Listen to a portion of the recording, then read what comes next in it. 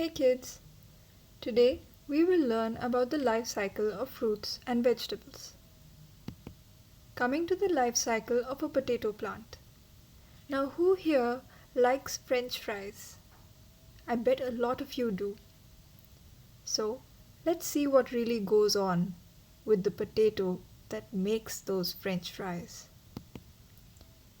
Stage 1 in the life cycle of a potato is that of sprout development. This is when the potato is at its smallest and has to be dug into the soil and placed as a seed or a sprout into its new home. Stage 2 is when vegetative growth starts occurring because the environment for the sprout is completely wonderful for it to start growing. Roots appear, and so does the stem as it grows outward and pops up from the soil to reveal fresh green leaves. Stage 3 involves tuber initiation. This is when the tubers form at the tips and they start opening up and becoming bigger and bigger into flowers. These tubers or flowers then start expanding and they start collecting water, nutrients, and carbohydrates. These are all foods that the potato needs to nourish itself and grow bigger and bigger. Stage 5 is when the potato starts maturing.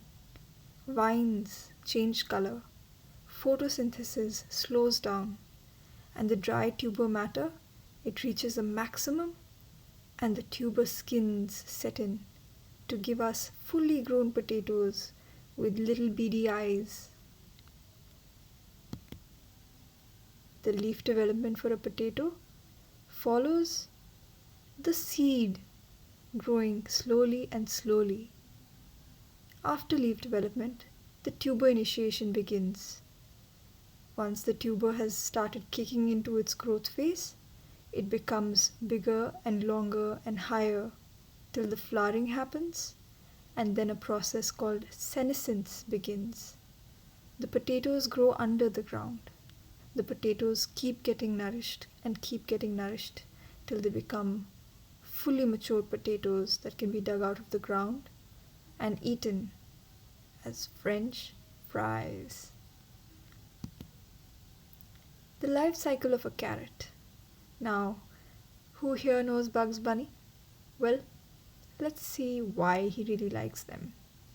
Maybe there's something about how they grow. For step 1, we prepare the planting bed.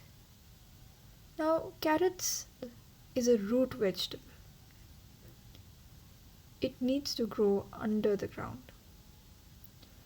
Now, there are some exceptions for root vegetables, which we will not go into right now, but some major ones are potatoes and carrots. They need to be pulled out of the ground, which is where Bugs Bunny comes in. Step 2 for carrots is for sowing the seeds. Once we know where they have to grow, we need these seeds to be protected. And this is because the seed can easily be dug up and removed from the place that is the most beneficial for its growth. Step 4 is where the carrots start growing. It is important to keep space and room for the carrot to grow in your garden. So if you ask your parents to help you grow a carrot, make sure that it's not overcrowded. Once the carrot starts to grow bigger and bigger, you will find that the leaves above the soil will also start expanding and widening and growing bigger and more mature. These are all signs that your carrot is almost ready to be pulled up.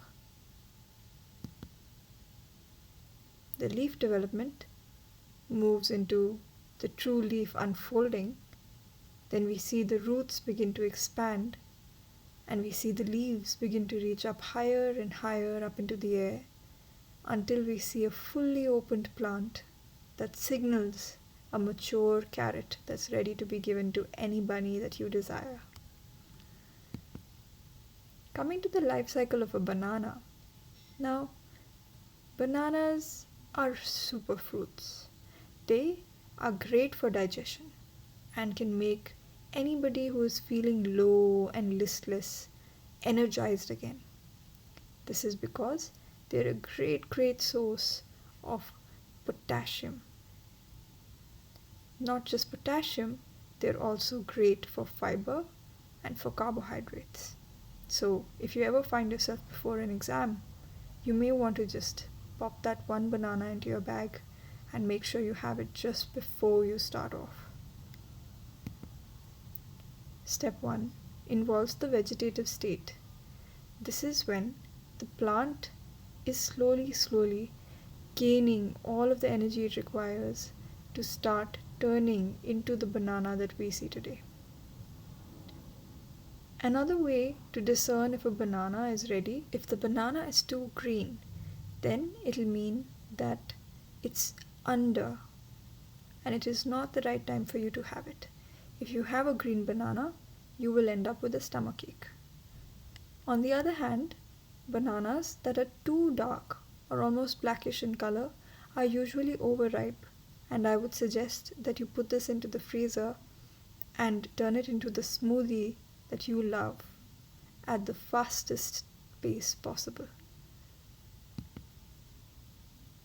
Bananas, believe it or not, come from large and high trees.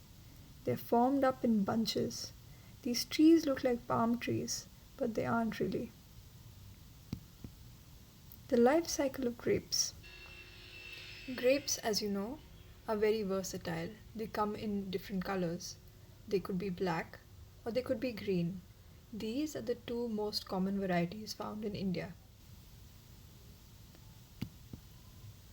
Grapes are the source of something that most adults love and enjoy, and that is wine.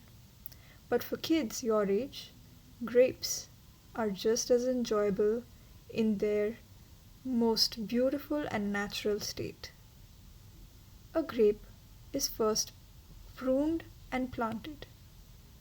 It takes approximately 3 months for the plant to grow bigger and bigger till it is ready to start harvesting. Now, grapes are very interesting plants. They grow on small trees that need to be carefully pruned and looked after constantly. The areas where grapes are grown in a collective are known as vineyards or vineyards. The grapes go through all the regular stages, from pruning and planting to growth stage to flowering to when the fruits set in, and then to a process called veraison when the fruit is harvested. You clearly see how grapes mature from the initial stages of the bud breaking, the pruning occurring, the leafing happening, flowering, the fruit setting in, the veraison process, and the harvest.